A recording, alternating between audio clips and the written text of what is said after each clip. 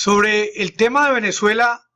este señor Elliott Abrams se ha expresado de 1001 maneras sobre el mismo tema, casi que intercambiando las palabras, a veces poniéndolas al principio, a veces poniéndolas al final o en la mitad de sus frases, pero es casi que exacto el contenido de todos sus mensajes con relación a Juan Guaidó, al Parlamento, a Maduro y a la posición del gobierno actual de Donald Trump sobre el tema venezolano. Es que ni el mismo Abrams sabe si va a continuar representando su papel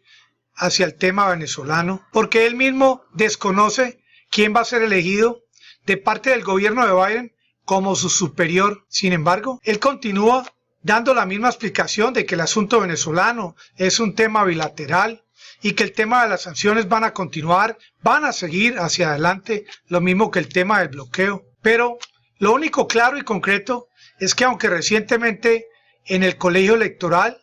se definió que Joe Biden obtuvo más de 270 votos de los 538 disponibles, hay que esperar que el Congreso de los Estados Unidos haga el conteo y que finalmente defina si Biden va a ingresar a la Casa Blanca. Todo lo que hemos leído y visto y escuchado son conjeturas que van casi siempre por el mismo camino, explicando que Estados Unidos reducirá las sanciones siempre y cuando Maduro decrete elecciones libres en Venezuela. Pero Abrams todavía sigue patinando sobre el asunto, que dé explicación a qué artículo de la Constitución venezolana cobije el tema de un interino que ya no convocó elecciones a los 30 días, sino que lleva ya más de 21 meses sin haber cumplido con lo que estipula la Constitución venezolana. Sobre este tema, y para quienes no recuerdan la famosa entrevista que le hicieron a Abrams para explicar el tema de los 30 días que dice la Constitución venezolana, que se le otorga, escuchen algunos apartes de esta entrevista. The National Assembly has passed a resolution that states that 30-day period of interim presidency will not start ending or counting until the day Nicolas Maduro leaves power. So the 30 days doesn't start now, it starts after Maduro. And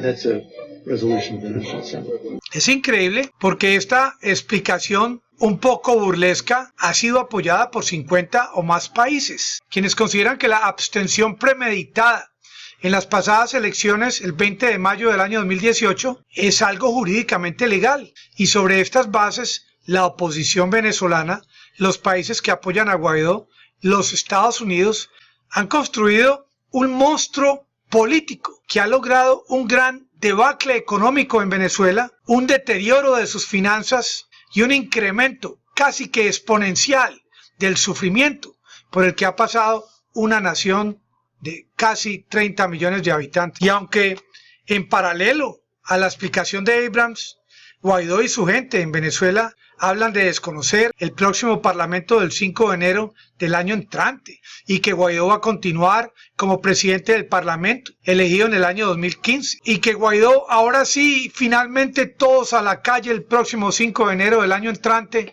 como siempre lo ha dicho N cantidad de veces en los últimos 2 años. Lo cierto del caso es que el presidente de Venezuela, quien ha actuado como encargado del Ejecutivo venezolano en los últimos años, muy claramente le ha expresado a todo su pueblo que él no tiene el más mínimo inconveniente en que haya un referéndum revocatorio en el año 2022 y que se inicie la recolección de firmas a partir del 10 de enero del año 2022. Y esta información la difundió por televisión, por las redes, y es muy escaso el comentario de algún miembro de la oposición que se refiera a este planteamiento de parte de Maduro. Para ustedes que de pronto no han escuchado la posibilidad de que haya un referéndum de boca de Maduro, quiero que escuchen unos cuantos segundos a Maduro refiriéndose sobre el tema. Tengan la libertad de salir a las calles y pedirle las firmas al pueblo. Y si el pueblo recoge la firma suficiente, como exige la Constitución, para un referéndum revocatorio, iremos a referéndum revocatorio a medirnos en las urnas electorales. Porque donde manda capitán, no manda marinero. Y ustedes mismos han visto desde que fue elegido Maduro como presidente de Venezuela, y a pesar de que Guaidó se autoproclamó, siempre, desde esa época, quien ha controlado el Ejecutivo en Venezuela ha sido Maduro. Duélale a quien le duela. Y las elecciones parlamentarias del pasado 6 de diciembre se celebraron, a pesar de que Guaidó le avisaba al pueblo de que iba a haber una invasión de todos sus amigos a todas las calles de Venezuela, cosa que nunca ocurrió. Y lo mismo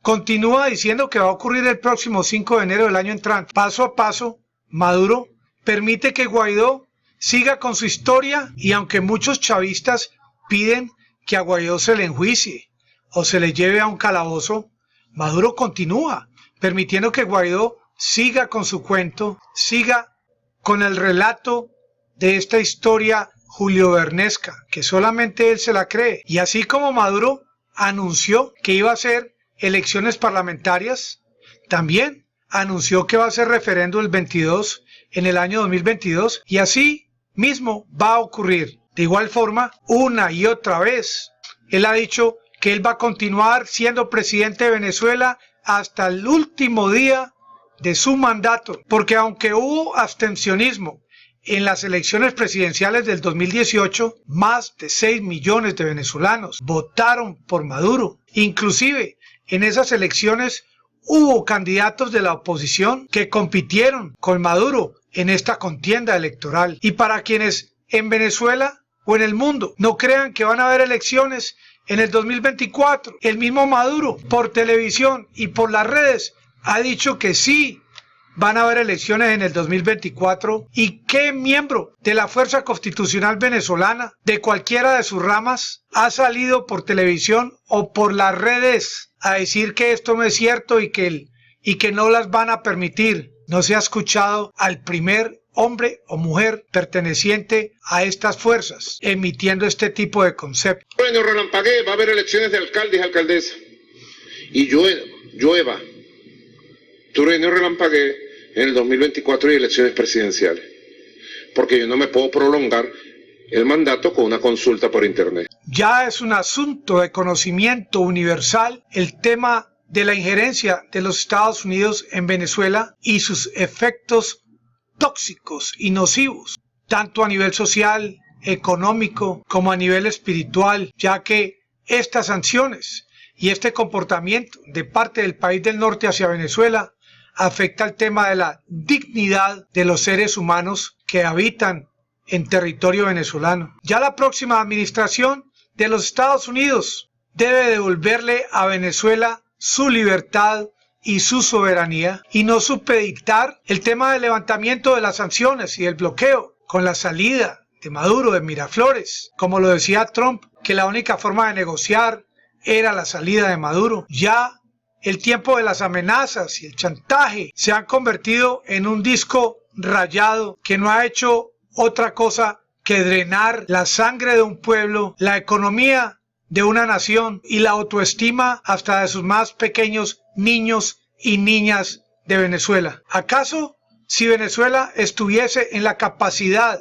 bélica que tiene Corea del Norte, Estados Unidos estuviese haciendo lo mismo contra los venezolanos? Lo más seguro, la respuesta es no, porque aunque Corea del Norte tiene en la mira cada centímetro de la costa occidental de los Estados Unidos, desde Venezuela, esto jamás ha ocurrido. Definitivamente, Joe Biden, en caso de ser el próximo huésped de la Casa Blanca, debe permitir definitivamente que Cuba y Venezuela regresen a la normalidad, porque cada ciudadano de esos dos países tiene iguales derechos a los que tiene cada uno de los ciudadanos, hombres y mujeres de los Estados Unidos. Ya es hora de ponerle punto final a esta estrategia de belicosidad, de enfrentamiento por cualquier asunto, de cerrar embajadas, de cerrar consulados, como a diario lo hace Pompeo. Hoy cerró 2 consulados en Rusia, también ha cerrado consulados con la China, también el gobierno de Trump cerró su embajada en Venezuela. No es cuestión de cerrar, sino de abrir, de crear alianzas estratégicas en un mundo que no es perfecto, en un mundo donde no se le puede pedir a la gente que sean iguales en un mundo donde hay diferencias de género, de raza, de religión, de creencias. Joe Biden podría ser ese hombre que finalmente abra las aguas de este mar hostil y permita que el pueblo de Venezuela camine finalmente hacia la prosperidad, hacia la paz, hacia el bienestar para todos sus ciudadanos. Por este canal espero que me sigan acompañando, que la pasen todos muy bien.